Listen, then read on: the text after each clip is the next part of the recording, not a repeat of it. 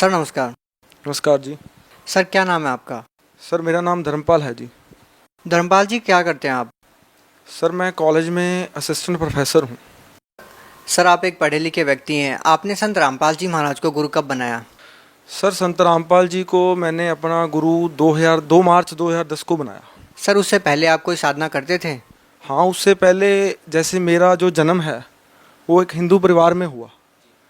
हिंदू परिवार में होने की वजह से जो हमारे परिवार में जो ख़ानदानी जो परंपराएं चलती आ रही हैं, साधनाएं चलती आ रही हैं, वो सभी साधनाएं हैं मैं करता था। जैसे मंदिर में जाना, व्रत रखना, ये श्राद्ध निकालना, पितर पूजा, माई मसाणी की पूजा, ठीक है। इसके अलावा पंजाब में जन्म होने के कारण गुरुद्वारे में भी आस्था थी, ठीक है। वहाँ सेवा करनी गुरुद्वारे में जाके, और इसके अलावा सभी धर्मों को मानते थे, कभी कभी मस्जिद भी चले जाते थे। मतलब सब साधनाएं जो इस संसार में इस टाइम पे हो रही हैं वो सभी साधनाओं को मैं करता था।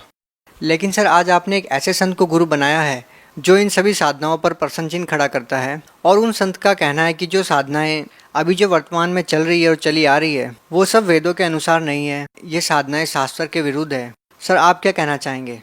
ये बिल्कुल 100% सत्य बात है कि संत रामपाल जी महाराज जी ये बता रहे हैं कि ये मंदिर पूजा है, ये पितर पूजा है, ये श्राद्ध पूजा है, जो भी मैं साधना आपको पहले बता चुका हूँ, ये साधनाओं का किसी भी वेद शास्त्र ग्रंथ में प्रमाण नहीं है। और संत रामपाल जी महाराज जी भी यही बता रहे हैं कि ये जो साधना है, ये देखो वेद खोल के, शास्त्र खोल के दिखा रहे हैं कि देखो ना तो गुरु ग्रंथ साहब में लिखा है, ना गीता हिंदू धर्म की गीता में लिखा है, जब मुसलमान धर्म की कुरान शरीफ में लिखा है, ना ईसाई धर्म की बाइबल में लिखा है। ये जो मुसलमान धर्म, हिंदू धर्म, सिख धर्म और ईसाई धर्म जो भी साधनाएं कर रहे हैं, ये इनके जो हमारे जो पवित्र ग्रंथ हैं सभी धर्मों के, इनमें कहीं भी इन साधनाओं का प्रमाण बिल्कुल भी नहीं है। संत रामपाल जी जो बता रहे हैं वो बिल्कुल सत्य बता रहे हैं। सर आप एक शिक्षित पर्सन हैं, आप खुद एक प्रोफेसर हैं, निश्चित ही आपने बहुत सोच समझ के संत रामपाल जी महाराज को गुरु बनाया होगा। सर हम आपसे ये जानना चाहते हैं कि संत रामपाल जी महाराज के बारे में आपको कैसे पता चला, आप उनकी शरण में कैसे गए? देखो जी, संत रामपाल जी की शरण में मैं पहुंचा, उसके बारे में थोड़ा आपको खुल के बताऊंगा क्योंकि ये बहुत लंबी स्टोरी है। मैं मतलब दिल की बात है जो आपको बताना चाहता हूँ, कि जो मेरे दिल में है वो मैं सबके साथ शेयर करना चाहता हूँ। जैसे कि मैंने आपको पहले बताया कि संत रामपाल जी से जुड़ने से पहले मैं हिंदू धर्म में जो साधनाएं हैं वो सभी करता था। तो जब से मैंने होश संभाला है तो जो मेरे परिवार है, जैसे मेरे नाना नानी हैं, दादा दादी हैं, मेरे मामा जी, मेरे मासी थे, तो वो भी यही साधनाएं करते थे क्योंकि परंपरा चलती आ रही थी साधनाएं, वो यही कर रहे थे। हमको भी जैसे जन्म हुआ उन्होंने बता दिया कि आपने ये करना है, ये करना है, ये करना है, हम करते हैं। हम पूछते थे भाई ये क्यों करना है, कहते नहीं ये चलती आ रही है रीत, ये करना पड़ेगा आपको। तो क्या जब से मैंने होश संभाला तो क्या हुआ कि मेरे मामा जी थे, तो दो मेरी माता जी, 2 बहनें थे। जो मेरे मामा जी थे वो 18 साल के थे। उनकी हिंदू देवी देवताओं में, मंदिर में इतनी आस्था थी कि वो मतलब कि इन पूजाओं के बगैर रह नहीं सकते थे। इतनी पूजा करते थे कि मतलब कि मैंने अपनी ज़िंदगी में ऐसा मतलब कि भगवान को पूजने वाला मैंने नहीं देखा अपनी लाइफ में। तो वो क्या हुआ, बिना किसी कारण उन्होंने सुसाइड अटेम्प्ट कर लिया, पक्खे को फंदा लगा लिया। तो नेचुरली बात है, कोई 18 साल का एक लड़का, 2 बहनों का एक भाई, उसके बाद माँ बाप का एक लौता लड़का, उसने फंदा लगा लिया। तो आप समझदार हो, आप समझ सकते हो कि उस परिवार की क्या स्थिति होगी। तो मैं तो उस टाइम होश में था। तो क्या हुआ कि जो मेरे नाना जी हैं वो तुरंत थोड़े देर बाद मामा जी के सदमे में वो मर गए। मरने के बाद जो मेरी माँ है ये सदमे में चली गई, भी मेरा बाप भी गया, मेरा भाई भी चला। देखो कि कहीं ना कहीं तो भाई और बाप का सहारा तो लड़कियों को होता ही है, तो वो सहारा है जो वो चला गया। तो माँ रोती थी तो मैं भी रो पड़ता था, मासी रोती थी तो मैं भी रो पड़ता था। क्यों? बच्चा था, नहीं पता था, मालूम नहीं था।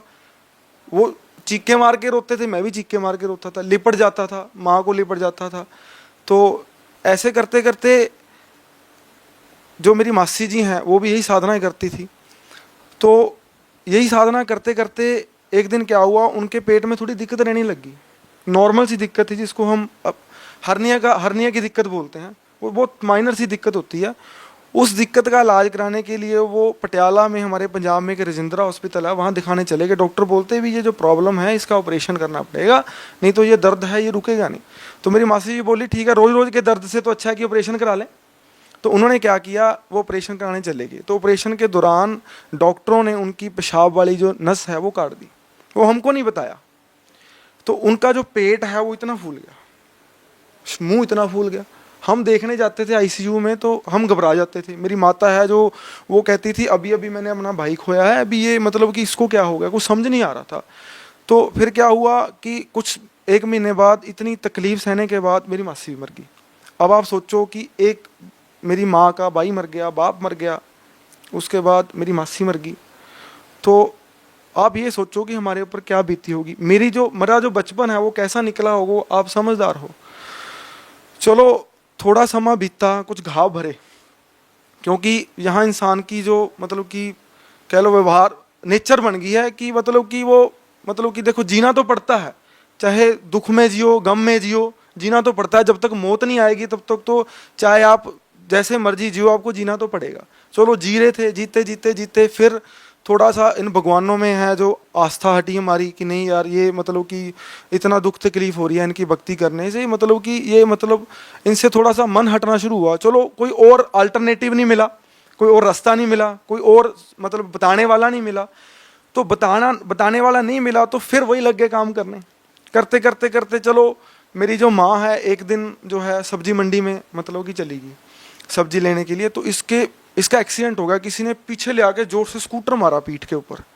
तो स्कूटर मारा तो निचले जो 3 मनके हैं वो क्रैक हो गए, रीढ़ की हड्डी के क्रैक हो गए। मन के क्रैक होने के बाद जो है ये 3 साल इसने नर्क भूखा है। नर्क का मतलब आपको समझाता हूँ कि टट्टी पेशाब है जो वो, हम 3 भाई हैं, तीनों भाइयों ने मतलब कि अपनी माँ की चलो संस्कार थे, सेवा की, टट्टी पेशाब उठाया।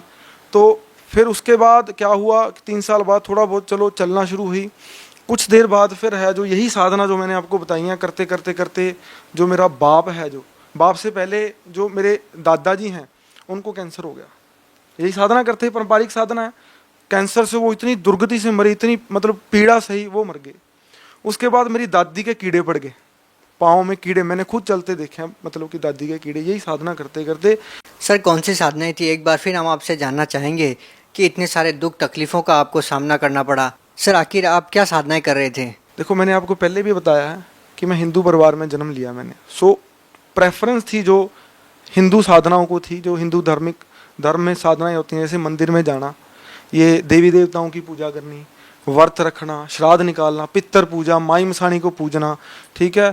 ये सब जो मतलब कि हिंदू धर्म में क्रियाक्रम है, वो जो मेरे को सुन रहे हैं आपको भी पता होगा, ये सब मतलब कि साधनाएं हम करते थे।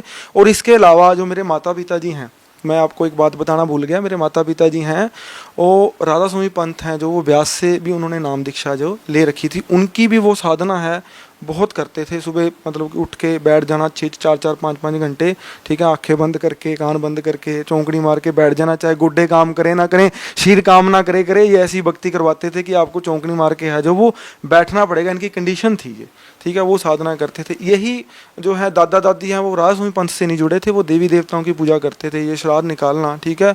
और चलो सत्संग सुनने तो जाते थे राधा स्वामी। मेरी मासी थी वो देवी देवताओं की पूजा भी करती थी, राधा स्वामी से भी जुड़ी हुई थी, ठीक है। मेरा मामा जी था वो भी देवी देवताओं की बहुत पूजा करता था। नाना जी थे मेरे, वो भी राधा स्वामी थे और देवी देवताओं की पूजा करते थे। ये सब साधनाएं हैं जो आपने मेरे को पूछा, ये दोबारा आपके सामने मैंने इसका जिक्र किया है।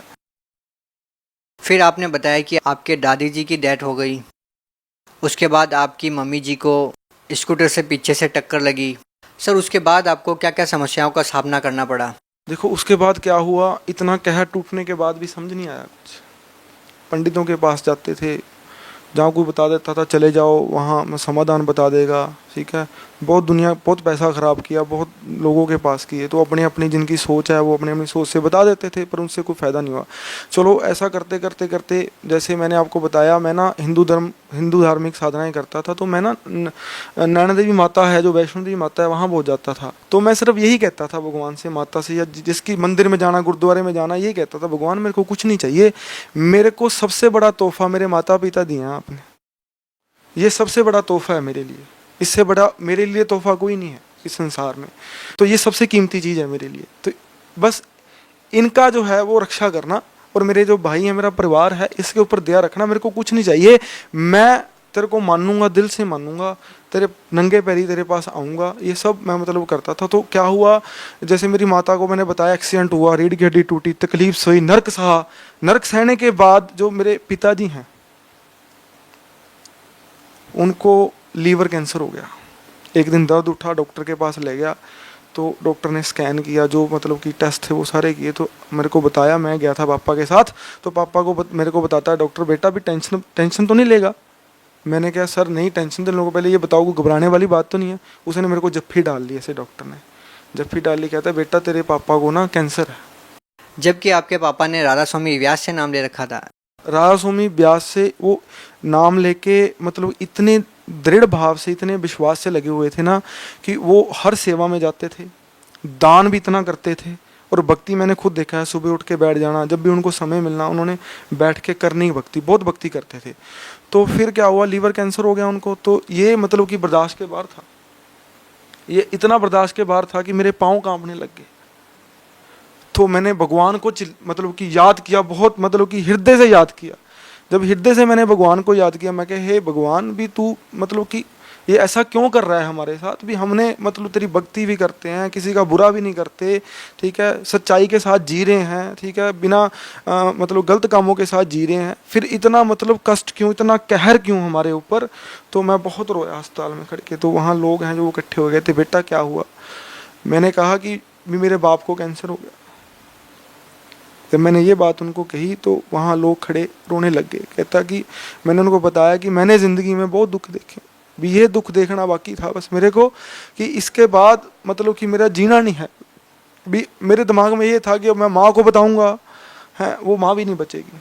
फिर मैंने सोचा अगर मेरी माँ ना बची तो मैं ये लिख के मरूँगा, ये मैं लिख के मरूँगा कि मैंने इनकी भक्ति की, भगवानों की, इनकी साधना की, ये लिख के मरूँगा कि इन भक्ति से मेरे ऊपर ये कैद टूटा।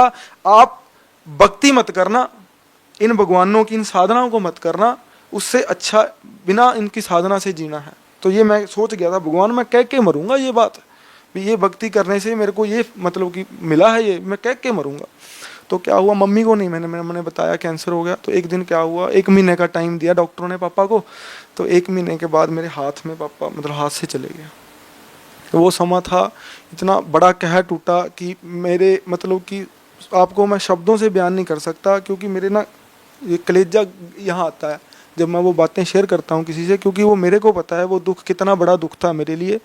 तो फिर क्या हुआ कि जैसे कहर टूटा तो ये जितने मेरे दोस्त मित्र थे ये सब ने मेरा साथ छोड़ दिया, सब दूर भाग गए। क्योंकि जब इंसान पे विपदा डलती है तो ये सब भागते हैं, ये सच्चाई है, ये भागते हैं सब। यहाँ कोई दोस्त नहीं है, कोई रिश्तेदार नहीं है, ठीक है, सिर्फ भगवान ही सहारा है। अगर भगवान है जो वो मतलब कि सच्चा मिले आपको। तो फिर क्या हुआ, मेरी माँ ने तो नेचुरली है, पागल तो होना था, वो मतलब कि अपना संतुलन खो बैठी, वो पागलों की तरह व्यवहार करती थी, दीवार में सिर मारने, बाल खिंडा लेने। फिर क्या होना, उसको एकदम दौरे पड़ जाने, मैंने डॉक्टरों के पास लेके जाना, डॉक्टरों ने आधा घंटा बेड पे लिटाया, सोचते रहते क्या करें। वो कहते, डॉक्टर कहते इतनी टेंशन में है कि इसको कुछ भी हो सकता है, ये मर भी सकती है। मैंने कहा डॉक्टर साहब भी आप मतलब पूरी जान लगाओ, भी मेरी माँ को कुछ नहीं होना चाहिए, भी मेरी माँ को कुछ हो गया मेरा जीना नहीं है इस ज़िंदगी में, भी मैं मरूंगा पक्का, मतलब नहर में छाल मार के मरूंगा, जैसे मरूंगा मैं। तो वो कहते बेटा देख, ये तो मतलब कि हमारे हाथ में नहीं है, हमारे बस की बात नहीं है, ये तो मतलब कि इसकी जो स्थिति है ये बहुत ख़राब हो चुकी है। तो क्या हुआ, फिर कोई सहारा नहीं था। उसके दौरान ही जो मेरा बड़ा भाई है उसको क्या हुआ, डिप्रेशन की बीमारी होगी, क्योंकि इतना कष्ट सहा, ये बाप मर गया, माँ बीमार होगी, ठीक है, आर्थिक स्थिति खराब होगी, दोस्त मित्रों रिश्तेदारों ने मुंह फेर लिए।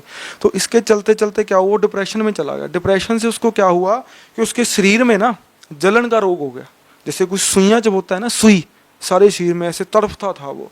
तो उसको लेके मैं जो है माँ का भी देखना, उसको लेके मैं फिरता था। एक छोटा भाई है मेरा, वो छोटा था मतलब कि बच्चों जैसा है मेरे, तो उसको भी देखभाल करनी, मैं सारा मतलब बहुत भार है जो मेरे सिर के ऊपर आ गया। आने के वजह से क्या हुआ कि मैं भाई को लेके कभी Chandigarh PGI, Ludhiana DMC, AIIMS Delhi, मतलब कोई डॉक्टर, कोई मतलब कि जो पूछ वगैरह देता है, कुछ मतलब कि जो झाड़ फूस वाले हैं उनके पास, सभी के पास ले गया, पर दिन प्रतिदिन उसकी हालत है जो वो ख़राब होती गई। तो फिर मैंने क्या किया कि मतलब कि मैं आपको सच बताता हूँ, मैं झूठ नहीं बोलता। तो फिर मैंने क्या किया, क्योंकि मेरे से कंट्रोल नहीं हो रहा था, मैं संभाल नहीं पा रहा था स्थिति को, तो फिर मैंने शराब पीनी शुरू कर दी। तो एक दिन मैं गया, मैंने शराब ली, मैंने मतलब कि उस शराब को पिया। तो शराब इतनी पीने लग गया, इतनी पीने लग गया, शरीर का नाश करने लग गया अपने। क्यों? क्योंकि मतलब कि कोई सहारा नहीं रहा, सहारा नहीं रहा, दोस्त का किसी सहारा नहीं रहा, रिश्तेदार का नहीं रहा, भगवान का तो आपको बता दिया क्या सहारा था मेरे को, ठीक है। तो इसके चलते चलते फिर जो मेरा बड़ा भाई है, ठीक है, इसको कोई राहत नहीं मिली। माँ है जो मेरी मतलब काफ़ी डिप्रेशन में चली गई, आर्थिक स्थिति आपको मैंने बताया ख़राब होगी। तो ये मतलब कि करते करते क्या हुआ कि मेरा जो भाई है, इसको मतलब कि कोई राधा स्वामी प्रीचर था हमारे खन्ना में, हमारे पड़ोस में ही है खन्ना, 7 किलोमीटर है यहाँ से। राधा स्वामी प्रीचर है, जो राधा स्वामी प्रीचर ने मेरे भाई को कहा कि बेटा देख, मैं राधा स्वामी का सत्संग करता था, तो मैं खाली था अंदर से। मोहनदास है उनका नाम, वो आप मतलब कि राधा स्वामी पंथ के प्रीचर थे, वो सत्संग करते थे। उन्होंने बताया बेटा भी देख, मेरे से वो जानकार थे दीपक के भी, मेरे से तेरी परिवार की स्थिति देखी नहीं जाती भी। मैंने ना एक संत से नाम ले लिया, मैंने राधा स्वामी पंथ को छोड़ दिया कि मैं भी बहुत दुखी था, मैंने भी बहुत कष्ट देखे हैं।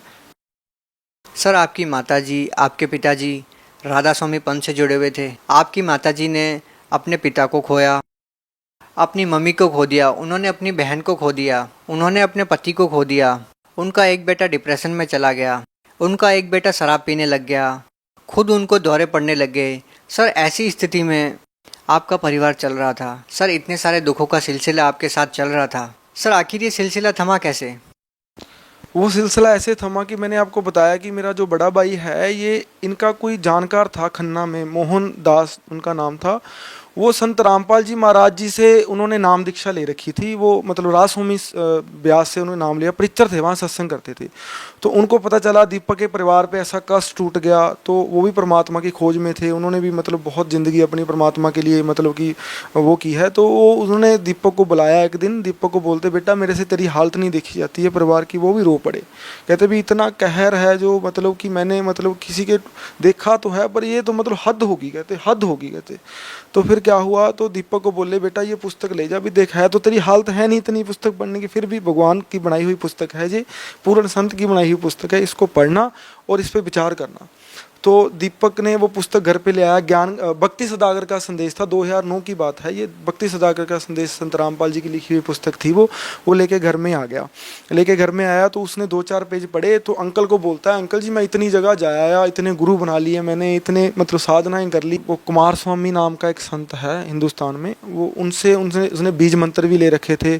इसको अलावा जो पंजाब में बहुत गुरु हैं, बहुत संत हैं, उनके पास भी, उनकी भी संगत करता था, उनके पास भी जाता था। सिर्फ अपने दुख निवारण के लिए, भगवान को मतलब कि पाने के लिए, भगवान कौन है इसलिए वो वहाँ जाता था। इसके अलावा वो जो हिंदू धर्म में साधना है वो भी सभी करता था। तो फिर आपके भाई ने किताब को पढ़ा? भाई ने मेरे किताब के 2 पन्ने पढ़े। पढ़ने के बाद अंकल को बोला कि अंकल जी भी मेरे को ले चलो वहाँ, भी मेरे को तो बस ठीक होना है, भगवान को पाना है, मेरे को मतलब ठीक होना, मेरे हालत ठीक हो जाए, बस मैं यही चाहता हूँ। अंकल कहते ठीक है, मैं संत रामपाल जी से प्रार्थना करूँगा तेरी, भी बताऊँगा कि ऐसे ऐसे एक बच्चा है पंजाब का, बहुत परेशान है। तो गुरुजी ने बोला, उसने संत रामपाल जी से प्रार्थना की भी ऐसे ऐसे दीपक नाम का कोई लड़का है, बहुत परेशान है, गुरुजी नाम लेना चाहता है। गुरुजी बोले बेटा उसको बोले पहले ज्ञान समझे, पुस्तक को पढ़े। यहाँ कोई झाड़े वाला काम नहीं है, यहाँ कोई मतलब कि कोई जादू मंत्र तंत्र नहीं किए जाते। यहाँ तो पूर्ण परमात्मा की जो है भक्ति बताई जाती है, वो शास्त्र अनुकूल साधना बताई जाती है, जो साधना आज तक किसी को नहीं पता, जो हमारे शास्त्रों में मतलब छुपी हुई थी, वो साधना बताई जाती है। यहाँ तो मतलब कि वो साधना बताई जाती है जिससे 3 ताप के कर्म हैं जो वो भी खत्म हो जाते हैं। तो गुरुजी को बोलता, वो कहता गुरुजी उसने पुस्तक पढ़ ली। उसका फ़ोन आया था, उसने मेरे को बताया कि मैंने पुस्तक पढ़ ली। तो क्या हुआ, तो गुरुजी ने बोला नहीं उसने पुस्तक नहीं पढ़ी। तो उसने मोहन अंकल ने बोल दिया कि तूने मेरे को ये बोला कि मैंने पुस्तक पढ़ ली, मेरे को लेके जाओ वहाँ, तो फिर गुरुजी ने तो बोला पुस्तक पढ़ी नहीं। भी गुरुजी बोलते पुस्तक पढ़े। कहते अंकल जी गुरुजी को कैसे पता चल गया अभी उसने पुस्तक नहीं पढ़ी? तो कहते भी देख ले अब तू भी, गुरुजी ने तो मेरे को ऐसे बोला। दीपक ने, मेरे भाई ने उसको 2 बार पुस्तक को पढ़ा। पुस्तक पढ़ने के बाद मतलब कि उसने मतलब संत रामपाल जी से नाम दीक्षा ली। तो सबसे बड़ी जो राहत है हमारे परिवार को संत रामपाल जी ने बख्शी, मतलब कि कृपा की भगवान ने, बंदी छोड़ ने, वो ये है कि उसको भगवान ने नाम दिया संत रामपाल जी ने, और उनके सिर पे हाथ रखने से मतलब उसकी 50% जो प्रॉब्लम है वो ठीक होगी। उसने प्रार्थना की संत रामपाल जी से, गुरुजी भी मेरे को बिल्कुल ठीक कर दो, भी मैं बहुत ठीक हो गया हूँ, भी मेरे को बिल्कुल ठीक कर दो। गुरुजी बोले बेटा बेटा देख, भक्ति करनी पड़ेगी, भक्ति कर, भक्ति से सब कुछ होता है, भक्ति से ही सब कुछ मिलता है। तो इसने 15 दिन और 1 महीना गुरु जी के द्वारा जो मंत्र दिए हुए थे, प्रथम मंत्र जो प्रथम नाम मिलता है हमें, वो प्रथम की मंत्र की साधना करने से ये मतलब 100%, 100 नहीं मैं कहूँगा, 200% कहूँगा, मतलब नॉर्मल से भी नॉर्मल हो गया। तो ये मतलब ठीक हो गया। तो उधर से मैंने आपको बताया मेरी हालत ख़राब थी, मैं ड्रिंक करने लग गया। तो ये क्या करता था, घर में सत्संग लगा देता था गुरु जी का, सत्संग लगाता था गुरु जी का। तो गुरु जी पूर्ण संत हैं, अधिकारी हैं इस पृथ्वी पर, मतलब वाणी बोलने वाले, प्रचार करने वाले। तो वो वाणी मेरे दिल पे लगती थी। वो एक दिन बताते कि बेटा अभी आप बहुत बड़े धोखे में हो, आप जो पूजाएं कर रहे हो, साधनाएं कर रहे हो, इन साधनाएं से आपको कोई लाभ नहीं होने वाला, आपकी दुर्गति होगी, आपका नाश होगा। ये साधनाएं करने की नहीं है। कबीर नाम का भगवान है, ये वेदों में प्रमाण है, कबीर साहब भगवान है, गीता में प्रमाण है। वो ये साधना गलत है। जो शास्त्रों वेदों में या जिन संतों ने भगवान को पाया है वो साधना करोगे तो ही आपका जो है वो मतलब कि लाभ हो सकता है, आपको कोई फ़ायदा हो सकता है। अदरवाइज जो ज़िंदगी है, जो कष्ट आना वो आएगा ही आएगा आपके ऊपर। तो मैंने बात सुनी तो गुरुजी ने एक बार और बताई कि काल है, 21 ब्रह्मांड का मालिक है, शिष्य रचना बताई। संत रामपाल जी द्वारा जो शिष्य रचना बताई हुई है वो आज तक इस पृथ्वी पर किसी संत ने वो शिष्य रचना नहीं बताई। और वो शिष्य रचना जो बताई है उसका कबीर सागर में प्रमाण, गीता में प्रमाण, चारों वेदों में प्रमाण, बाइबल में प्रमाण, वो सब जगह इतने इतने एविडेंस करके रख दिए, सबूत रख दिए। भी देखो ये मैंने शिष्य रचना आपको बताई है भक्ति सागर संदेश में, ये बुक में, ये इतने प्रमाण है। वो शिष्य रचना बताई भी, कबीर नाम का भगवान है, काल ने हमें फंसा रखा है यहाँ जाल में, ठीक है। हम देवी देवताओं की भक्ति करते रहते हैं पर हमें दुख मिलता है, ठीक है। कबीर साहब की भक्ति नहीं करेंगे, पूर्ण भगवान की, पूर्ण जो परम अक्षर ब्रह्म है उसकी भक्ति नहीं करेंगे तो हमें कोई भी लाभ, कोई भी सुख नहीं हो सकता, दुख ही दुख मिलेंगे। तो वो मैंने जब गुरुजी के वचन सुने, मैंने क्या सोचा यार ये मतलब कि कैसा ज्ञान बता रहे हैं। ये ज्ञान तो मैंने कभी सुना ही नहीं। सत्संग भी बहुत सुने, मंदिरों में भी गया, भजन भी बहुत सुने, ठीक है, कीर्तन भी बहुत सुने। तो ऐसा ज्ञान बताने वाला मतलब कि संत है, जो संत रामपाल जी ने जो बताया वो मेरे दिल को लगी। जब दिल को लगी तो मतलब कि रोज़ सुनता था परमात्मा की वाणी। तो एक दिन गुरुजी बोलते कि मैं इतना संघर्ष कर रहा हूँ इस मार्ग पर, ठीक है, ये दुनिया फिर नहीं समझती। संत रामपाल जी ने कहा चाहे इस मार्ग पे मेरी जान चली जाए तो मैं संघर्ष करूंगा, मतलब कि सच्चाई है जो जन जन तक पहुंचा के रखूंगा, परमात्मा के ज्ञान को है वो जन जन तक पहुंचा के रखूंगा, परमात्मा के ज्ञान को जो है घर घर तक पहुंचा के रखूंगा। तो मतलब ये बात मेरे को बहुत अच्छी लगी भी ऐसा संत तो कोई भी नहीं कहता, ठीक है ना। तो वो बात मेरे को बहुत अच्छी लगी। और उसके बाद मतलब कि मैं गुरुजी का सत्संग सुनने लगा। सत्संग में मेरे को धीरे धीरे समझ आने चला गया भी स्थिति क्या है इस लोग की, कौन हमें दुख देता है, ठीक है, भी हमें दुख क्यों आता है, इसका कारण भगवान कौन है ये बताने वाला कोई नहीं था, ठीक है। वो कहाँ रहता है, उसको कैसे पाया जा सकता है, किन किन ने आज तक मतलब उसको पाया है, ये सब संत रामपाल जी ने खोल के मतलब कि बता दिया। तो एक दिन गुरुजी बोलते बेटा नानक जी हैं जो हम पंजाब के रहने वाले हैं, गुरुजी ने एक नानक जी के वचन सुनाए।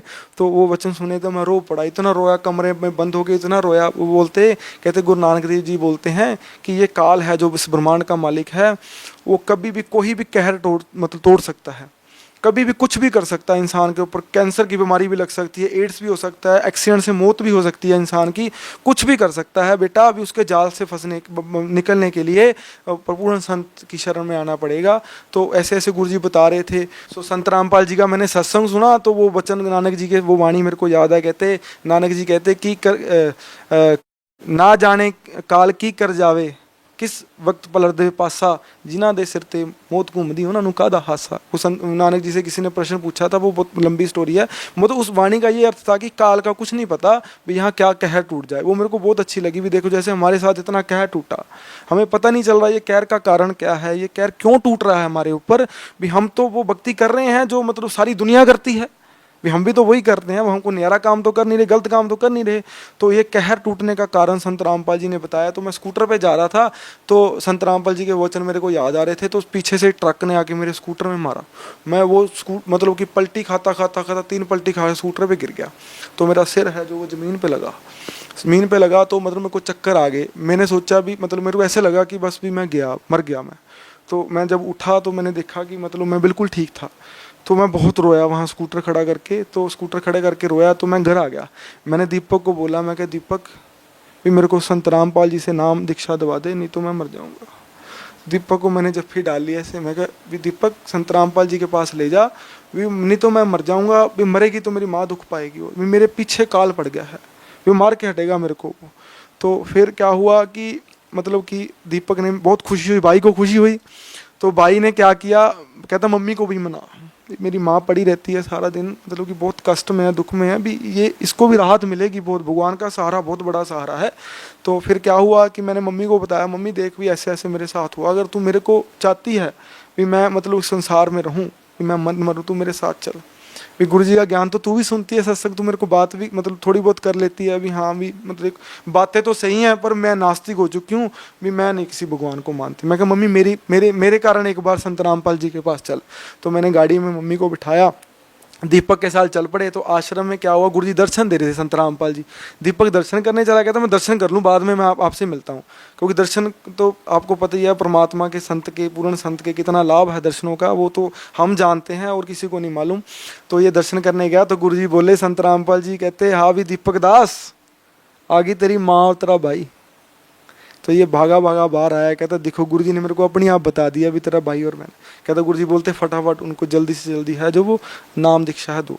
तो फिर फटाफट मैंने फार्म भराया, नाम दीक्षा ली, तो गुरुजी के दर्शन करने गया तो गुरुजी ने मेरे सिर पे हाथ रखा, कहते बेटा तू बहुत जगह फिर लिया, कहते एक बात हमेशा याद रखना मेरी, इस पृथ्वी के ऊपर इस जगह के अलावा कहीं कोई ठिकाना नहीं है।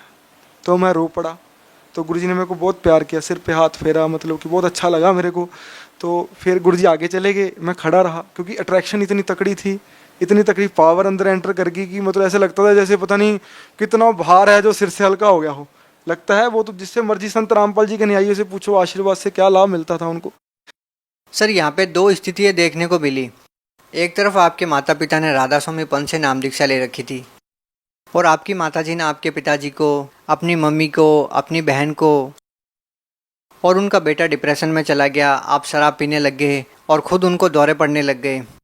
एक तरफ तो एक संत की साधना करने से इतने सारे दुखों का पहाड़ टूट पड़ा, जिससे व्यक्ति नास्तिक बन जाता है और नास्तिकता की तरफ चलने लगता है, जैसे कि आपकी मम्मी जी चले गई। दूसरी तरफ एक संत है, संत रामपाल जी महाराज, जिसकी भक्ति, जिसका नाम, जिसका सत्संग सुनने मात्र से आप लोगों को इतने सारे लाभ मिले। सर ये डिफरेंस क्यों है? आखिर हमारे संसार में, हमारे समाज में ये कहा जाता है कि संत सब एक होते हैं, उनसे नाम दीक्षा लेने से ही मोक्ष हो जाता है, लेकिन यहाँ पे दो स्थितियाँ क्यों? देखो ये दो स्थितियों का कारण ये है कि हमें आज तक ये बताने वाला ही कोई नहीं था कि कौन सी साधना करने वाली है और कौन सी नहीं करने वाली। लोक वेद के अनुसार आज भी सारी दुनिया लगी हुई है, संत रामपाल जी के न्यायों को छोड़ के आज भी दुनिया है वो लोक वेद के हिसाब से लगी हुई है। उनको ये नहीं पता भी कौन सी साधना करने की है और कौन सी साधना है जो नहीं करने की है। तो संत रामपाल जी हैं जो इन्होंने मतलब कि आपने क्वेश्चन पूछा कि ये डिफरेंस क्यों है, तो संत रामपाल जी ने ये डिफरेंस है, ये मतलब कि संत रामपाल जी ने ये हमें बताया कि 4 वेदों, 6 शास्त्र, 18 पुराण, गुरु ग्रंथ साहब, बाइबल, गीता, महाभारत, रामायण, जितने भी धार्मिक रिलीजियस बुक्स हैं उनमें से खोल के दिखा दिया कि ये देखो जो आप साधनाएं करते हो ये करने की नहीं है, ये लिखी हुई है। मैं अपनी तरफ से नहीं कह रहा, भी मैं अपनी तरफ से एक शब्द कहूँ तो ये दुनिया मेरे को मार देगी, ये मैं अपनी तरफ से नहीं कह रहा शब्द एक भी, ये मैं शास्त्रों में से बीच निकाल के कह रहा हूँ। देखो ये करोगे तो फायदा होगा, भगवान से लाभ मिलेगा, अदरवाइज आपने जो पिछले जन्म के कर्म किए हैं उसके हिसाब से आपकी जिंदगी है जो वो चलेगी। सर संत रामपाल जी महाराज जी ने अपने सत्संगों में आप लोगों को वादा किया कि यदि मेरे द्वारा बताई गई भक्ति अनुसार साधना करेंगे तो आपको सभी दुखों से निजात मिलेगी। जैसा कि आपने हमको बताया कि संत रामपाल जी महाराज से नाम दीक्षा लेने से पहले आप लोगों के ऊपर दुखों का पहाड़ टूटा हुआ था, आप लोगों को बहुत सारे दुख थे। उन दुखों का सिलसिला कैसे रुका? आपने बताया कि आपके भाई के नाम दीक्षा लेने से रुक गया। तो सर क्या संत रामपाल जी महाराज से आपने नाम दीक्षा ली, शराब पीने लग गए थे, डिप्रेशन में रहने लग गए थे, आपकी माताजी को दिल के दौरे पड़ने लग गए थे, उस स्थिति में आपको कितना लाभ मिला? जैसे कि मैंने आपको बताया कि संत रामपाल जी, जैसे आपने भी कहा कि सत्संग में संत रामपाल जी आपके बताते हैं कि मैं वादा करता हूँ कहीं मर्जी लिखा लो मेरे से कि जो दास ये भक्ति बता रहा है, ये दास जो साधना बता रहा है, ठीक है, इस साधना करने से आपको भगवान की प्राप्ति भी होगी और आपके हर कष्ट का निवारण होगा। तो ये गुरु संत रामपाल जी कहते हैं सत्संग में। तो संत रामपाल जी ने मेरे परिवार के ऊपर बहुत दया बख्शी, मेरी माता जी हैं वो उनके ऊपर दया बख्शी, वो मतलब आज इतनी खुश हैं, रोती ज़रूर हैं कि बंदी छोड़ संत रामपाल जी आप हमको पहले मिल जाते अब मेरे को पहले ये साधना दे देते भी हमने 30 साल रास होम में गाल लिए, ये देवी देवताओं की इतनी भक्ति कर ली है ना, अब तो शरीर भी बूढ़ा हो गया, अभी संत रामपाल जी पहले नाम दे देते। रोती अब मतलब कि मतलब है खुश, बहुत इतनी खुश है कि मैं उसको देखता हूँ तो मैं संत रामपाल जी का बहुत बहुत दिल से धन्यवाद करता हूँ। और उसके बाद मेरा भाई है जो वो मतलब संत रामपाल जी नाम लेने के बाद डिप्रेशन से, वो आपको मैंने बताया कि 200%, 100 बोलते हैं, मैंने 200 बता दिया आपको, मेरे को पता है ना 200% की क्या वैल्यू है, तो 200% ठीक हो गया। उसके बाद जो मेरे को लाभ मिले वो मैं आपको बताता हूँ। लाभ तो देखो भगवान ने इतने दिए हैं कि ये संत रामपाल जी महाराज जी उस भगवान की भक्ति जो साधना हमें बताते हैं, करवाते हैं, जो पल पल में लाभ देता है। आपको ऐसे लग रहा होगा कि जैसे मैं मतलब कि झूठ बोल रहा हूँ, अगर मैं झूठ बोलूँ तो मेरी जीभ कट जाए, मेरी जीभ कट जाए अगर मैं झूठ बोलूँ, तो मेरे को पल पल में लाभ हुए हैं, पल पल में भगवान मेरे साथ चलते हैं। ऐसी संत रामपाल जी ने साधना हमको बताई है। तो क्या हुआ कि जैसे मैंने आपको बताया कि मैं शराब पीनी शुरू कर दी, उससे क्या हुआ कि जो मेरा गाल ब्लैडर है उसमें पॉलिप हो गया, गांठ बोलते हैं इसको, वो होगी, तो दर्द रहना शुरू हो गया। तो दर्द रहना शुरू हो गया तो संत रामपाल जी महाराज जी नाम लेने से पहले की बात बताता हूँ। तो मैं डॉक्टर के पास गया, डॉक्टर बोलता कि स्कैन करा लो, ठीक है, स्कैन कराई तो स्कैन में जो है 6 mm का पॉलिप आ गया गाल ब्लैडर में। तो तकलीफ होती थी, मैं क्या चल कोई बात नहीं, भी अब है तो है नहीं, सहारा देखी जाएगी, जो होगा मरना तो है ही, एक दिन मर जाएंगे, कोई बात नहीं, मैं क्या देखी जाएगी। दुख में था, कुछ समझ नहीं आ रहा था, पागल जैसी स्थिति थी, वो स्थिति बहुत भयंकर स्थिति थी मेरी। तो फिर क्या हुआ कि जब संत रामपाल जी से नाम लिया मैंने, देखो मेरे को 1 महीना तकलीफ तो रही है। तो एक दिन बहुत तकलीफ हुई मेरे को, मैं घर पे ही था, तो मैंने क्या किया, मैंने सोचा कि यार ये तकलीफ दर्द बढ़ता जा रहा है, भी डॉक्टर ने मेरे को बोला था कि इस गाल ब्लैडर को रिमूव करा दो, नहीं तो ये भयंकर बीमारी में कन्वर्ट हो जाएगा। तो क्या हुआ फिर मैंने क्या किया, 1000 रुपया घर से उठाया, तो मैंने फिर स्कैन करा ली। मैं क्या बंदी छोड़, भी मतलब कि आप ही सहारा हो, देखो मतलब कि मैं तुम्हारा बच्चा हूँ, भी मतलब मेरे को पूरा विश्वास है आपके ऊपर कि मेरे को मतलब कोई ऐसा कष्ट नहीं आ सकता, कि मैंने आपको पूरी अच्छी तरह से समझा है, जाना है, और मैंने अनुभव भी किया है, महसूस भी किया आपके मतलब कि उस पावर को महसूस किया है। तो जब मैंने संत रामपाल जी को याद किया तो बस में बैठ गया, तो स्कैन कराने चला गया, तो डॉक्टर ने बोला लेट जा यहाँ। तो डॉक्टर ने मेरी 25 मिनट स्कैन की, पूरे 25 मिनट वो देखता रहा, कहता यहाँ दर्द हो रहा है, यहाँ दर्द हो रहा है। मैंने कहा डॉक्टर साहब बताओ तो सी भी क्या तकलीफ है पेट के अंदर, भी आप तो 25 मिनट हो गए आगे, तो 5 मिनट लगते हैं स्कैन कराने। कहता बैठ जा, भी तेरे को बताते हैं क्या तकलीफ, मेरे को स्कैन करने, मेरा ध्यान मत डिवर्ट कर। वो देखता रहा, पता नहीं संत रामपाल जी ने क्या कुछ दिखा दिया उसको, तो देखता रहा। तो मेरे को बोलता जा अब तेरे को रिपोर्ट देता हूँ। मैं क्या बताओ तो सी, मेरे को बहुत घबराहट हो रही है। कहते घबराने की जरूरत नहीं है, भी तू जा बाहर, भी मैं तेरे को बताता हूँ बाद में। तो उसने रिपोर्ट मेरे को हाथ में दमा दी, कहते ये पढ़ ले। तो मैं मतलब कि संत रामपाल जी पे तो पूरा विश्वास था, तो मैंने रिपोर्ट नहीं पढ़ी हो, मैं बस में बैठ गया। तो गुरुजी ने प्रेरणा की, संत रामपाल जी ने कहते बेटा पढ़ तो सही गया इसमें। तो उस टाइम भी दर्द हो रहा था, तो मैंने रिपोर्ट खोली, तो मतलब जो रिज़ल्ट है वो पढ़ा बस मैंने। उस रिज़ल्ट में लिखा था कि जो वो गाल ब्लैडर है, there is no polyp in gall bladder. तो वो गाल ब्लैडर है अपनी यहाँ परमात्मा ने, संत रामपाल जी महाराज जी ने वो मतलब ख़त्म कर दिया। उसके बाद मेरे को आज 5 साल हो गए संत रामपाल जी से जुड़े को, 1% दर्द नहीं। आज स्कैन करा लो, आज स्कैन करा लो। और मेरे पास वो स्कैन भी पड़ी है, मैं भूल गया लेना, जिसमें 5 mm का पॉलिप शो हो रहा था। धर्मपाल नाम है, मेरे पिताजी का हेमराज नाम है, तो वो स्कैन में पॉलिप था। तो वो स्कैन है जो वो सर आपने कहाँ से करवाया वो टेस्ट? एक खन्ना ही है, मतलब स्कैन सेंटर है, बहुत पॉपुलर स्कैन सेंटर है, वहाँ से मैंने जो है वो स्कैन कराया था। खन्ना सिटी स्कैन सेंटर है, ऐसे नाम का स्कैन सेंटर है। उसके बाद क्या हुआ कि जैसे मैंने आपको बताया कि देखो कहर तो बोर भी टूटे, इतना बता नहीं सका आपको, तो थोड़ा मौका मिला है आपको बता देता हूँ। तो जैसे कोई ना नाम लेने से पहले संत रामपाल जी से कुछ चीज़ आके ना मेरे को दबाती थी यहाँ से गले से, जैसे ये पोर्शन है जो ये काम करता था, बस ये सारा डेड हो जाता था। तो जैसे कोई पास हुआ है मेरे, तो मैं उसको उठाने की कोशिश करता था, उठा नहीं होता था। वो बहुत मतलब बुरी तरह फाइट होती थी उसके साथ, बहुत मेरे को पीटती थी कोई चीज़, तो मेरे को समझ नहीं आ रहा था क्या चीज़ है वो।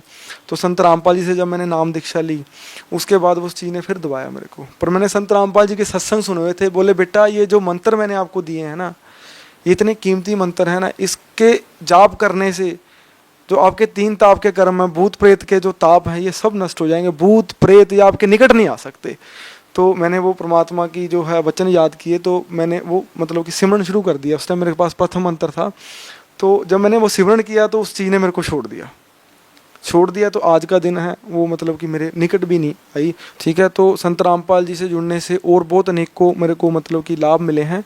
जैसे मैंने आपको एक बात और बतानी थी कि पापा की डेथ के बाद हमारी आर्थिक स्थिति भी बहुत ख़राब हो गई थी, क्योंकि घर में कमाने वाला कोई नहीं था। बड़ा भाई भी 6,000 रुपये नौकरी करता था, मैं भी मतलब कि 8,000 रुपये नौकरी करता था, तो छोटा भाई बहुत छोटा था, बच्चों की तरह था, आपको मैंने बताया। तो आर्थिक स्थिति बड़ी ख़राब थी। तो संत रामपाल जी महाराज जी ने मतलब बहुत बड़ी एक दया की, जिससे आर्थिक स्थिति हमारी सुधरी। मेरा भाई है दीपक, वो सोच रहा था कि 7,000 से तो घर का खर्चा नहीं चलता, अभी बहुत कम पैसे हैं, अभी मैं गुरु जी से प्रार्थना करूंगा अभी संत रामपाल जी मैं और कोई नौकरी कर लूँ। तो वो संत रामपाल जी के पास गया, मेरे सामने की बात है, वो बोलता है संत रामपाल जी मैं कोई और नौकरी कर लूँ भी, मेरा मतलब कि भगवान संत रामपाल जी तो अंतर्यामी है, इनको सब मालूम है। कहते बेटा और नौकरी नहीं करनी तूने कोई। तो संत के वचन है जो वो मतलब कि वाणी है परमात्मा की, कहते संत वचन पलटे नहीं, चाहे पलट जाए ब्रह्मांड, इस ब्रह्मांड को आग लग सकती है पर जो संत के वचन हैं वो पलट नहीं सकते। तो वो संत के वचन हैं वो मतलब कि ऐसे थे कि तीसरे दिन मतलब कि वो जो नौकरी थी 7,000 की कॉन्ट्रैक्ट बेस पे, गवर्नमेंट ने कॉन्ट्रैक्ट बेस पे रखे थे, तो वो 7,000 की नौकरी है जो वो रेगुलर में कन्वर्ट होगी और उसकी सैलरी है जो 40 और 45,000 के बीच है जो सैलरी होगी। इसके बाद क्या हुआ, छोटा भाई फ्री था मेरा, उसने भी संत रामपाल जी से नाम ले लिया था। फिर भी एक मन में डर था कि छोटा है कि गलत संगत में ना पड़ जाए, पर संत रामपाल जी का ज्ञान ऐसा है कोई गलत संगत में पढ़ नहीं सकता। चलो नया नया था, कच्चा था थोड़ा, तो मेरे को डर था। तो मैंने गुरुजी को बोला, गुरुजी भी छोटा भाई मेरा फ्री है तो गुरुजी दुकान करने की सोच रहे हैं। गुरुजी बोले बेटा कर लो दुकान, भी भगवान है जो आपके साथ हैं। तो गुरुजी का वचन वो मैंने पूरा किया, तो वचन पूरा किया तो मैंने दुकान की स्टेशनरी की। तो जहाँ मैंने दुकान की थी ना, तो लोग ना मेरे को बोलते थे आके भी तू पागल हो गया है, भी ऐसी जगह दुकान कर ली तूने जहाँ ना तो कोई कॉलेज है, ना कोई स्कूल है, ना कोई बच्चा निकलता, 10 बजे तो मार्केट खुलती है यहाँ। तो मैंने कहा कोई बात नहीं, मेरे को अपने संत रामपाल जी गुरुजी पे पूरा विश्वास है कि उनके वचन है, मैं पीछे नहीं कदम हटाऊंगा, चाहे मेरे को जितना मर्जी नुकसान झेलना पड़ जाए। तो भगवान तो नुकसान करते नहीं किसी का, संत रामपाल जी ने ऐसा सत्संग में बता रखा है। तो फिर क्या हुआ, मतलब कि वो पहले दिन गुरुजी का आदेश था कि बेटा भी ये आडंबर नहीं करना, ये मतलब कि जो आडंबर है फंक्शन वगैरह कुछ नहीं करना, भी सुबह अपने गुरुजी का बताया हुआ है नित्यनेम लगाओ और बैठ जाओ, बस 2-4-10 बंदों को बुला लो और चाय पानी पिला दो। तो वैसा जैसा गुरुजी ने मेरे को संत रामपाल जी ने बताया वैसे मैंने किया। पहले दिन 20,000 की सेल हुई है, पहले दिन 20,000 की सेल। मैं बहुत रोया उस दिन भी, मैं कहे बंदी छोड़ भी, मेरे इतनी बड़ी किस्मत, इतने बड़े भाग जो आपने मतलब कि मेरे को शरण में लिया और आपने मेरे को इतने मतलब कि सहारा दिया। जैसे कहते नहीं भगवान ने मतलब कि मेरे को और मेरे परिवार को मतलब भाइयों को ऐसे मतलब छाती से लगा के रखा, छाती से लगा के रखा, छाती से दूर नहीं होने दिया। आज 5 साल।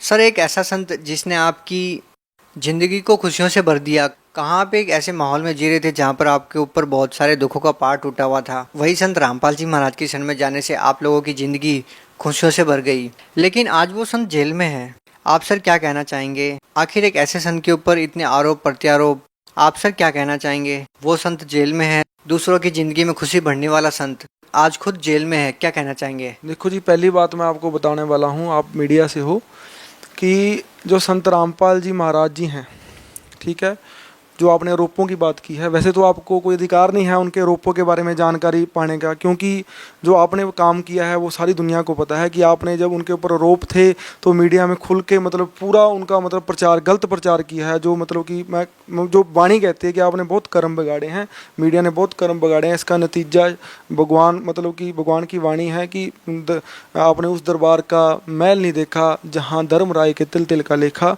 तो ये तो भगवान की वाणी है, ये तो मतलब कि सिद्ध होती है।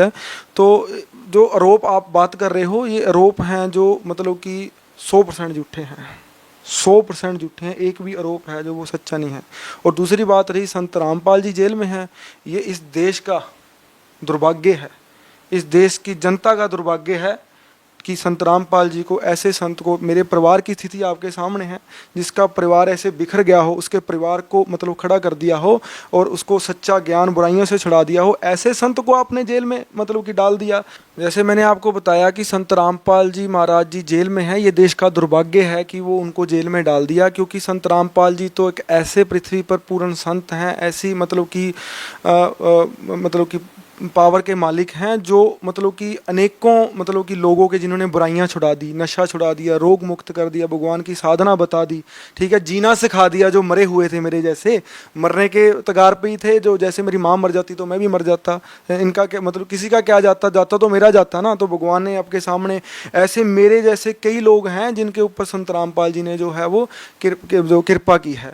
उसके अलावा मैं आपको ये बताना चाहता हूँ कि जो संत रामपाल जी महाराज जी हैं, वो हरियाणा में एक छोटे से गांव में उनका जन्म हुआ, और छोटे से गांव में जन्म होने के बावजूद भी उन्होंने जो मतलब कि ज्ञान प्रचार किया, इस पृथ्वी पर किसी भी संत ने वो ज्ञान प्रचार नहीं किया। और उस ज्ञान प्रचार का जो है इस समाज में लोग विरोध करते हैं। पर देखो, आप दिमाग यूज़ करो ना, बुद्धि यूज़ करो, अपनी बुद्धि को खोलो कि संत रामपाल जी हैं जो लंबे समय से हाथ जोड़ के सादर आमंत्रित कर रहे हैं। उन्होंने चैलेंज नहीं किया किसी को, हाथ जोड़ के सादर आमंत्रित कर रहे हैं कि जितने भी पृथ्वी पर धर्म गुरु हैं, शंकराचार्य हैं, वो मेरे साथ ज्ञान चर्चा करें, भी मेरे ज्ञान का विरोध मत करें, भी मेरे साथ ज्ञान चर्चा करें। वो जो ज्ञान चर्चा है वो मतलब कि हम आज आपसे भी रिक्वेस्ट करते हैं मीडिया वालों से कि वो ज्ञान चर्चा को आप मीडिया पे दिखाओ।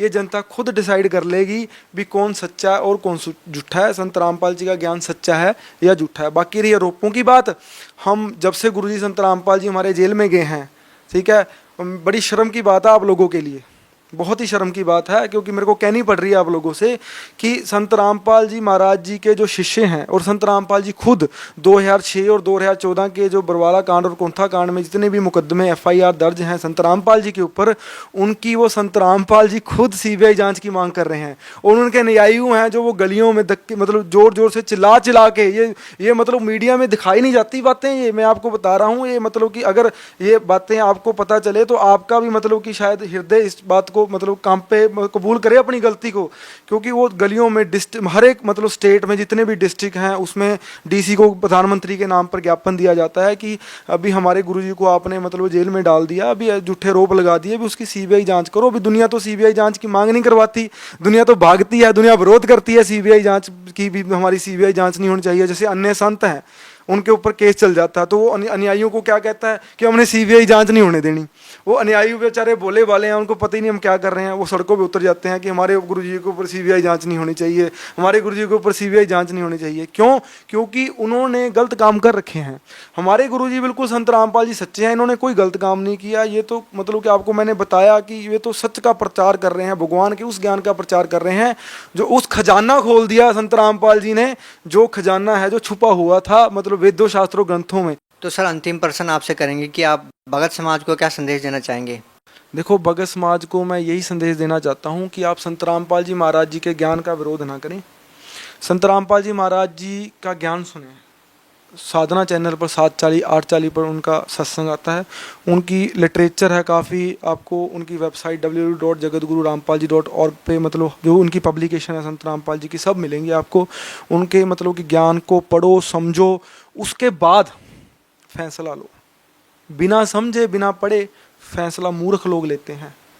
जो समझदार लोग होते हैं वो बिना समझे बिना पढ़े फैसला नहीं लेते। जो आज ये सोच के फैसला लिया हुआ है जिन्होंने कि संत रामपाल जी से नाम नहीं लेंगे, जो उनसे मतलब कि उनका विरोध करते हैं, उनको अच्छा नहीं समझते, ये मतलब कि आपके लिए बहुत गलत बात है। इसको आप मतलब कि अपने अहंकार को, अपनी ईगो को छोड़ के, ये अहंकार साथ नहीं जाएगा, ये तो मिट्टी में मिलेगा एक दिन।